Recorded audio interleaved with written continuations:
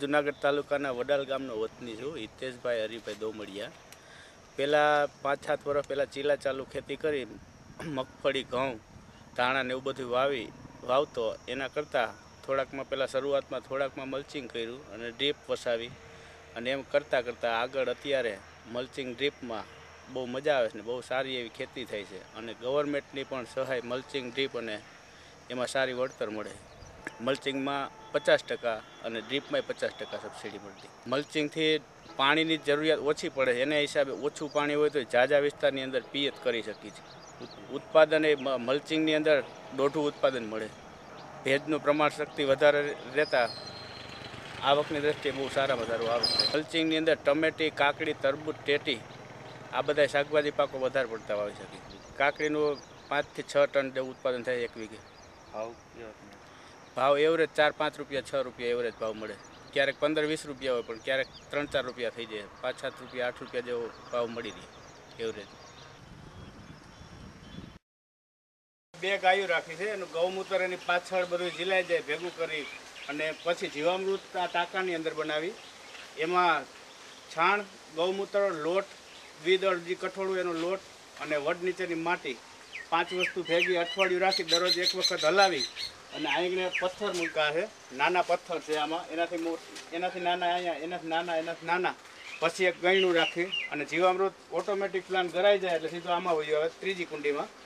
પછી ત્રીજી કુંડીમાં જીવામૃત જે વહી આવે પછી ડ્રીપથી આ મોટર દ્વારા આખા ખેતરની અંદર, 2 ખેતરની અંદર આ બાજુનો વાલ કરી તો આ ખેતરમાં, ઓલી બાજુનો વાલ બંધ કરી તો ઓલા ખેતરમાં સીધું ઓટોમેટિક પ્લાન્ટ વહી જાય.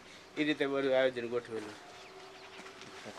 હવે આને કેટલા સમય શરૂ કર્યો છે? ફાયદો શું છે કયો?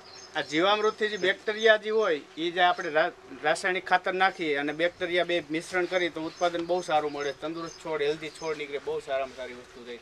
જીવામૃતની ખેતરને જરૂરત છે. ભાવમાં કાંઈ ફેર પડતો નથી કારણ કે ઓર્ગેનિક અને રાસાયણિક બે વસ્તુ જે સમજતા નથી કારણ કે વર્તાતો નથી કયું ઓર્ગેનિક છે ને કયું રાસાયણિક છે, એટલે એમાં હજી તફાવત આવતો નથી. એનું જો અલગ માર્કેટ કરવામાં આવે તો એનો ભાવ વધારે મળે તો ખેડૂતો વધારે પડતા દોરાશે ઓર્ગેનિક ખેતીની અંદર.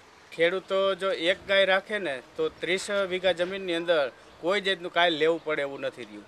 આ F1 જાતું આવે તો હજી યુરિયા ને એમોનિયાને થોડું આપવું પડે. બાકી દેશી વેરાયટી ઘઉં, બાજરો, મગફળી, કપાસ આવું બધું આવે તો કાંઈ જરૂરિયાત જ નથી પડતી કારણ કે F1 જાતું હોય એને ખાતરની જરૂરિયાત વધારે હોય તો એના માટે યુરિયા ને એમોનિયા ને પોટાશને થોડું આપવું પડે. બાકી જો જીવામૃત ઉપર ખેતી કરતા હોય તો એક ગાય હોય એટલે 30 વીઘા જમીનની અંદર ગૌમૂત્ર, છાણનો લોટ, ઘઉંનો આપણે દ્વિદળી લોટ અને વડ નીચેની માટી આ બધી વસ્તુ ભેગી કરી અને જીવામૃત પાયામાં આપ્યા કરે ડ્રીપ દ્વારા અથવા પાયામાં જઈ પાણી વાળતાથી ધોરિયામાં આપે એટલે સારામાં સારું ઉત્પાદન મળે.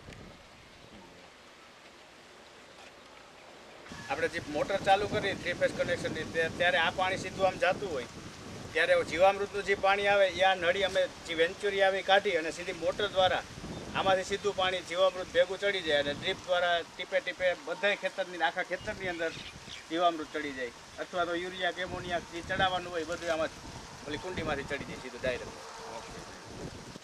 બોલો.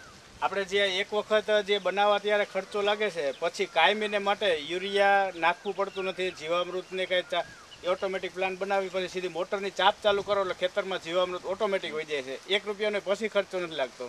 જ્યારે મલ્ચિંગની ખેતી કરી તેમાંય ત્યારે જ્યાં પાથરતા હોય ત્યારે ખર્ચો લાગવાનો છે. પછી જે ફિટ થઈ ગયું તે પછી 3 પાર અમે લઈ શકીએ છીએ. પહેલાં તરબૂચ હોય ઉનાળામાં, બીજું કાકડીનું પીત લઈએ, ત્રીજું પીત ટમેટીનું લેશું. આખું વર્ષ મલ્ચિંગ એક જ વખત ફિટ થઈ ગયું એ પછી ખેતી ખર્ચો હાવ નોર્મલ થઈ જાય છે.